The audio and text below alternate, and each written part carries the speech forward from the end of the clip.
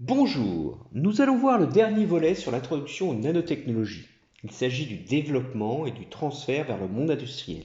Et nous allons nous pencher sur le volet économique et l'impact sociétal de ces technologies. Alors nous avions vu dans la dernière vidéo que les scientifiques ont révélé les pouvoirs, les propriétés exceptionnelles de la matière à l'échelle nanométrique. Alors ça c'était entre les années 1960 et 2000. Eh bien, les scientifiques ont revisité la manière dont les matériaux sont conçus et produits. Ils ont ouvert alors de nouvelles opportunités passionnantes. Alors, la première vulgarisation vers le grand public de tous ces aspects innovants va être effectuée par un livre. Alors, celui de Eric Drexler en 1986. Alors, c'est un livre à la limite de la science-fiction. On parle de Engine of Creation. Et il se présente en futurologue et il parle des possibilités de la manipulation moléculaire. Et ceci va être interprété ensuite dans les années 2000 par Bill Joy. Alors Bill Joy, c'est un informaticien qui a déjà acquis une certaine notoriété dans la Silicon Valley, en Californie. C'est lui qui est le cofondateur de Sun et il a participé au développement du langage Java. Joy va prévoir la fusion de l'homme avec la technologie à l'horizon 2030-2045. En d'autres termes, il prévoit une singularité technologique, c'est-à-dire une hypothèse, alors on peut même dire plutôt un fantasme, selon laquelle l'invention de l'intelligence artificielle elle va déclencher un emballement de la croissance technologique. Vous vous rappelez de la loi de Moore que je vous ai présentée dans la vidéo précédente. Et forcément, il va prédire des changements imprévisibles pour la société humaine. Cela va alimenter bien des rêves dans la croyance des transhumanistes. Alors, vous voyez ici que le transfert de ces technos a été effectué par la science-fiction. Et donc, il faut toujours se méfier quand un scientifique parle d'un domaine dont il n'est pas expert, ou même dans un domaine connexe. C'est un danger de la pluridisciplinarité quand on oublie la concertation dans le dialogue. Alors, la prise de conscience par les pouvoirs publics, cette fois-ci, des opportunités des nouvelles technologies de l'infiniment petit, va s'initier sous le mandat de Bill Clinton aux États-Unis. Alors, c'est en 2001 que the National Science Foundation à Washington estime que les produits qui pourraient être issus des nanotechnologies pourraient générer un marché de 3 000 milliards de dollars pour 2020. Alors c'est colossal, c'est l'équivalent du marché mondial du pétrole, avec une création de 10 millions d'emplois. On annonce alors que les produits intégrant des nanotechnologies représenteraient à terme 15% de l'ensemble des biens commercialisés. Donc vous voyez que la promesse des nanotechnologies est donc très grande. Et cela va se traduire par des investissements notables, tant au niveau de la recherche que de l'industrie. C'est le gouvernement de George Bush qui va ouvrir les vannes financières à partir de 2001 pour un grand plan sur les nanotechnologies. Et ça va être le coup d'envoi d'une course à ces nanotechnologies. Et tous les autres pays vont suivre simultanément. Vous avez le Japon et puis après l'Europe. Alors en Europe, c'est l'Allemagne qui contribue pour moitié. Puis la Chine, la Corée, ils vont doubler leurs efforts en 2007. Vous voyez qu'au global, les efforts de financement ont doublé tous les 2 ans. Ça vous rappelle un peu la loi de Moore en recherche. Alors au final, on estime que l'investissement mondial dans la recherche sur les nanotechnologies a plus de 300 milliards de dollars.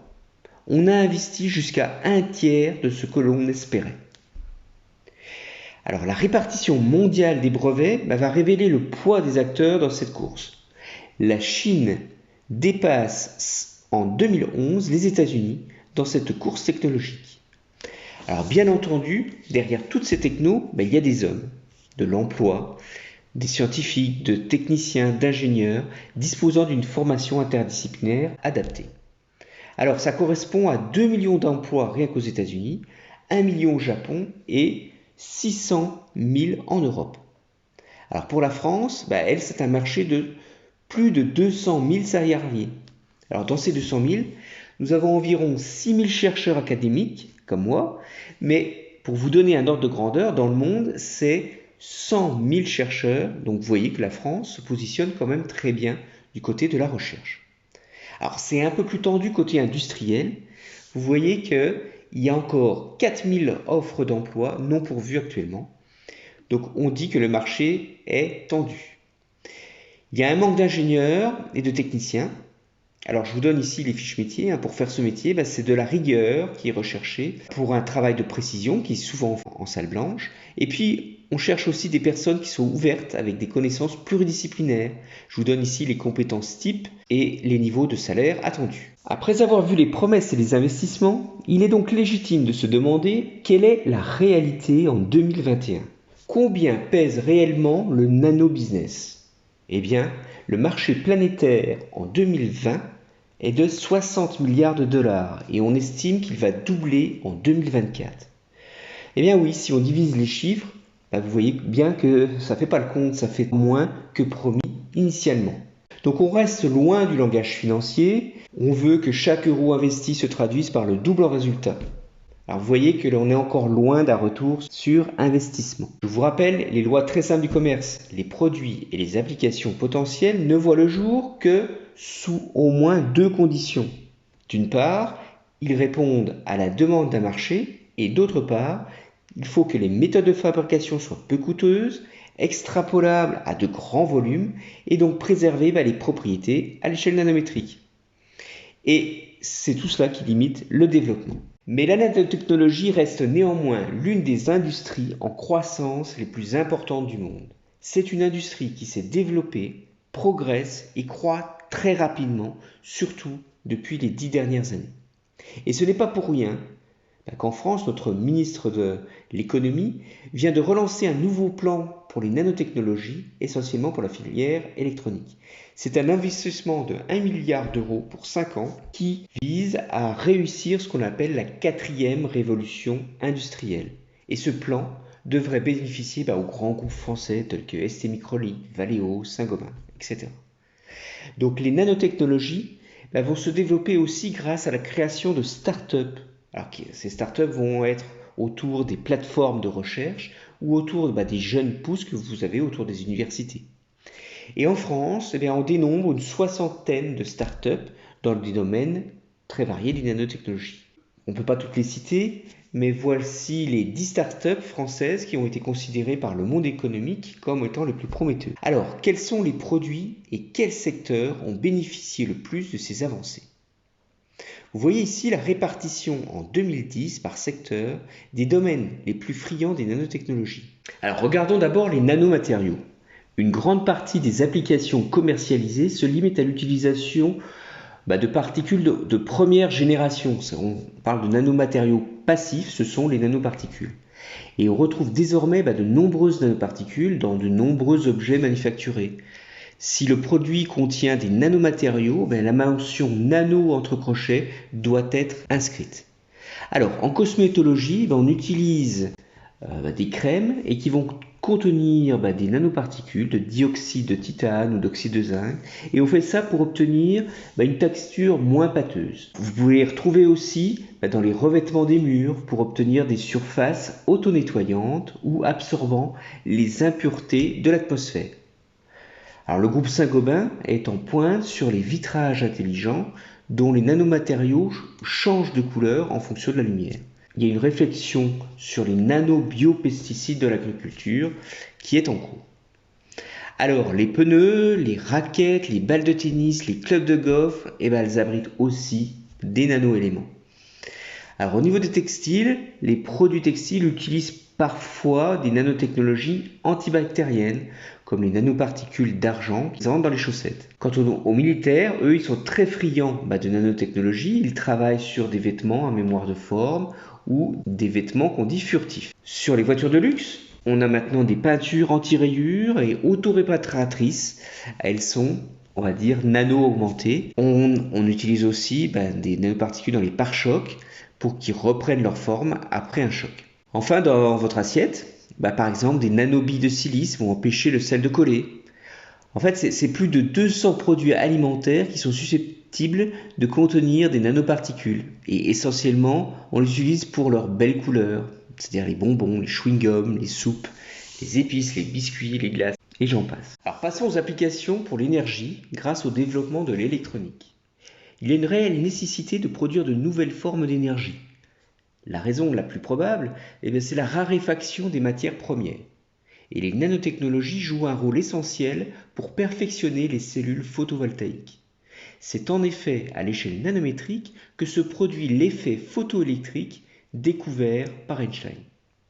Alors on utilise une cellule à nanocouches minces, c'est-à-dire constituée d'un empilement de couches nanométriques avec des bandes interdites différentes. Et ça permet d'augmenter l'efficacité de capture des photons et donc ça augmente naturellement le rendement pour produire de l'électricité. Alors la conférence de Paris sur le climat en 2015 a normalement relancé cette filière qui est dominée actuellement par les entreprises chinoises. Donc la France a décidé politiquement d'obtenir son autonomie sur cette voie. Alors à l'inverse, pour la production de lumière, nous l'avions déjà vu, l'utilisation de matériaux issus des nanotechnologies tels que les LED permettent d'obtenir un rendement très intéressant. Alors les nanomatériaux offrent également de bonnes pistes pour développer la filière de l'hydrogène. Ils peuvent être exploités dans la production propre d'hydrogène. On se base sur la photoélectrolyse de l'eau, c'est-à-dire que la lumière est utilisée pour dissocier la molécule d'eau en hydrogène et en oxygène. Vous voyez ici un schéma de photocatalyseur avec les nanoparticules qui sont mis en contact avec le semi-conducteur. Alors on peut ainsi stocker l'hydrogène et aussi le produire dans des matériaux nanostructurés. L'utilisation de matériaux nanoporeux pour le stockage de l'hydrogène pourrait enfin permettre de démocratiser son utilisation. Donc la conversion en électricité peut se faire avec une pile à combustible. L'utilisation des nanotubes de carbone recouverts de nanocombustible pourrait être une piste pour permettre de créer une pile. On pourrait ainsi construire un supercondensateur qui se rechargerait en quelques secondes tout en étant plus léger qu'une batterie chimique. Et alors avec des durées de vie très très longues, on parle de 20 ans. Alors le troisième domaine que les nanotechnologies peuvent bouleverser, c'est le domaine de la santé publique. Cela vise le vieillissement de la population qu'il faudra accompagner par des capteurs. Ça vise aussi les maladies émergentes qu'il faut détecter de plus en plus tôt. On parle de détection précoce, le traçage des cas et puis chercher des vaccins et des nouveaux traitements. Ça, vous connaissez très bien, je pense. Trouver des alternatives aux antibiotiques. Alors pour le cancer, on espère pouvoir arrêter la chimiothérapie. C'est une agression massive et globale de l'organisme et de manière imagée, on veut remplacer cette guerre mondiale par des opérations commando ultra précises et spécifiques sur le terrain. On parle de médecine personnalisée. L'idée, c'est d'administrer le principe actif directement sur la cellule cancéreuse en évitant une réaction du système immunitaire. Donc il s'agit tout d'abord de détecter la cellule malade. On peut développer pour cela des produits de contraste qui vont être spécifiques en imagerie médicale ou alors développer des nouveaux outils de diagnostic grâce à nanobiomarqueurs. Et ensuite, ça serait le Graal, c'est d'avoir des nanomédicaments spécifiques. Alors c'est un Français, Patrick Couvreur, qui est reconnu au niveau international pour ses travaux pionniers sur la vectorisation des médicaments. C'est-à-dire la vectorisation, on interface les nanomatériaux avec des molécules biologiques. On leur donne une fonction et c'est ce qu'on dit, on dit qu'on les fonctionnalise. Eh bien la nanoparticule va devenir un transporteur qui va pouvoir délivrer localement le principe actif à la cellule que l'on cible. Vous voyez que ça serait un progrès gigantesque pour le patient. Alors voilà, donc vous voyez qu'on a vu ensemble toutes les avancées potentielles qui peuvent être apportées par les nanotechnologies. Elles sont nombreuses et elles sont très attendues et il ne faut pas hésiter à s'en réjouir. Mais dans le même temps, c'est parfaitement normal aussi d'avoir des inquiétudes. Cela démontre qu'on est conscient des risques qui existent, tout particulièrement dans les domaines de la santé et de l'environnement. Alors quelles sont les implications sanitaires, environnementales, sociétales, éthiques et même en termes de sécurité? Alors le risque est très faible dans le cas où les nanoparticules sont enrobées dans une matrice. Mais ce n'est pas forcément le cas lorsque les nanoparticules sont dites libres. On va parler de toxicité. On l'a déjà vu, les nanoparticules ont une plus grande surface par unité de volume. Et cela leur confère une plus grande réactivité chimique. Et donc, a priori, les nanoparticules pourraient s'avérer plus toxiques par unité de masse que les particules plus volumineuses. Il semblerait également que les nanoparticules pénétraient plus facilement dans les cellules que les grosses particules. Donc la pénétration de la barrière cutanée peut poser problème, par exemple pour les cosmétiques. On peut légitimement se poser la question si les nanoparticules de carbone étaient inhalées. Est-ce qu'elles présenteraient les mêmes caractéristiques que l'amiante? Enfin, les risques d'explosion existent bel et bien pour des nanoparticules combustibles. On a vu nos inquiétudes sanitaires, mais elles peuvent être aussi éthiques. Elles sont centrées autour de deux questions. Ces questions ne sont d'ailleurs pas propres aux nanotechnologies, elles ont déjà été soulevées dans le passé pour d'autres domaines, par exemple le nucléaire ou les techniques de procréation que l'on retrouve dans les biotechnologies aussi. Donc l'expérience montre qu'il faut s'efforcer d'y répondre. Alors, qui contrôle l'utilisation des nanotechnologies? À qui profitera réellement l'utilisation des nanotechnologies à court et moyen terme? On l'a vu encore récemment avec le pass sanitaire, on touche aussi au domaine toujours très sensible des libertés civiles. La conjugaison des nanotechnologies avec l'informatique, par exemple la liaison à distance entre les capteurs et les ordinateurs, pourrait contribuer à une surveillance invisible ou la collecte d'informations sans le consentement de la personne concernée. Donc vous voyez bien qu'il faut qu'un cadre de régulation doit se mettre en place pour assurer une protection adaptée aux individus ou aux groupes de la société. Alors, nous en avions déjà parlé en introduction sur les spéculations du transhumanisme, l'utilisation conjointe des nanotechnologies, des biotechnologies, de l'informatique, de l'intelligence artificielle, des sciences cognitives, dans un but d'amélioration radicale du genre humain. Tout ça, ça reste des spéculations, de la science-fiction. Mais toutefois, devenait un jour réalité dans un avenir très très très lointain, il faut se poser des questions très très sérieuses sur ces questions éthiques. Alors j'aimerais terminer pour vous signaler l'importance du dialogue public. Les consommateurs ont un réel pouvoir et les politiques, les industriels en ont pris conscience. On ne peut pas oublier que d'autres technologies émergentes par le passé ont été présentées comme révolutionnaires avec un énorme potentiel de commercialisation. Je pense ici aux OGM. Ce sont des technos qui n'ont pas analysé de manière approfondie tous les aspects techniques, juridiques et sociaux. Et elles ont subi un contre-coup de la part des consommateurs, au point que des centres de recherche entiers ont été fermés. Donc avec les nanotechnologies, il y a une volonté générale de faire autrement, et ceci à tous les niveaux. C'est probablement pour la première fois dans l'histoire de l'innovation scientifique que tout le monde se réunit autour d'une table avant la commercialisation. Tous sont impliqués dans l'élaboration de lignes directrices, de plans d'action, de protocoles, de codes de conduite, de réglementation et j'en passe. Et tout ça pour assurer que les nanotechnologies réalisent leur potentiel tout en protégeant la sécurité des consommateurs, l'environnement et l'éthique. Donc vous voyez que c'est une prise de conscience que notre monde est complexe, qu'il vaut mieux discuter avant d'agir, ralentir par principe de précaution pour qu'une nouvelle technologie soit acceptée. Alors voilà, on en a fini avec notre introduction sur les nanosciences, la recherche et le développement des nanotechnologies, ainsi que tous les impacts associés. N'hésitez pas à poser des questions. Je vous remercie pour votre attention et je vous dis à bientôt.